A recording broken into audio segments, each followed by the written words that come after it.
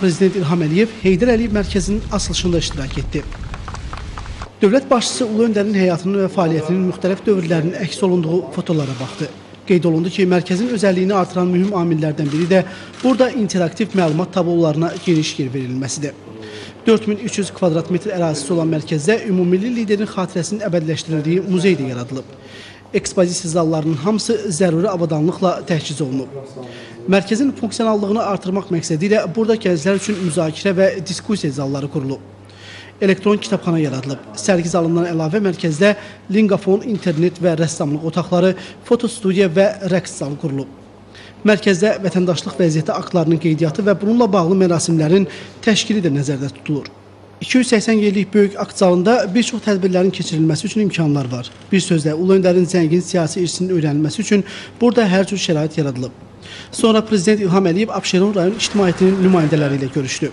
Qurban Bayramı münasibəti ilə təbriklərini çatdıran dövlət başçısı Heydər Əliyev Mərkəzinin yüksək səviyyədə qurulduğunu bildirdi. Mərkəzin yerləşdiyi meydanda geniş abadlıq işlərinin aparıldığını vurğuladı.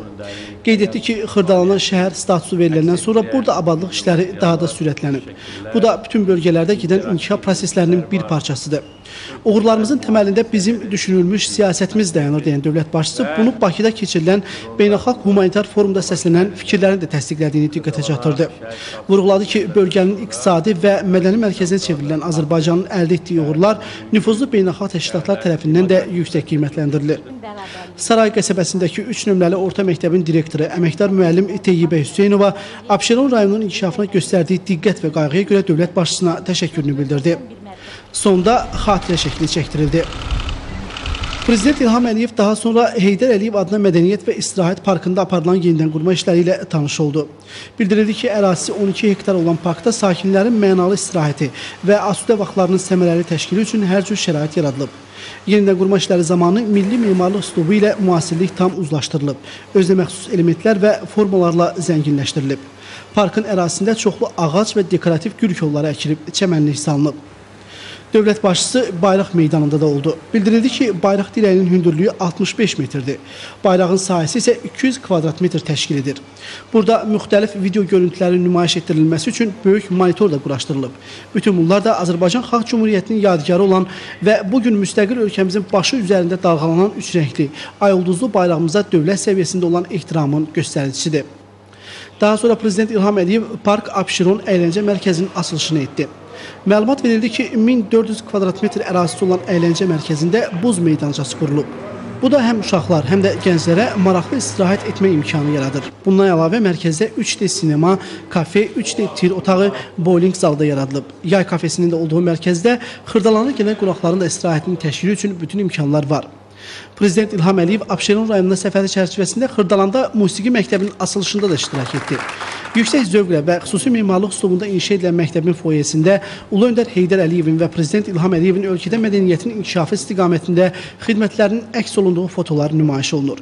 Geniş sinif otaqlarının yaradıldığı məktəbdə şagirdlərin musiqi biliklərinə yiyələnmələri üçün hər cür şərait var. Bütün siniflər musiqi alətləri ilə təchiz olunub. Müəllimlər üçün də yüksək iş şəraiti yaradılıb. Kitabxana zəruri musiqi ədəbiyyatı ilə təchiz olunub. 82 nəfərlik akt zalında müxtəlif tədbirlərin, konsert proqramlarının keçirilməsi üçün bütün imkanlar var. Sonra dövlət başçısı Şahmat məktəbinin açılışında iştirak etdi. Məktəbdə yaradılan şəraitlə tanış olan dövlət başçısına məlumat verildi ki, burada məşq otaqları və digər əlavə otaqlar yerləşir.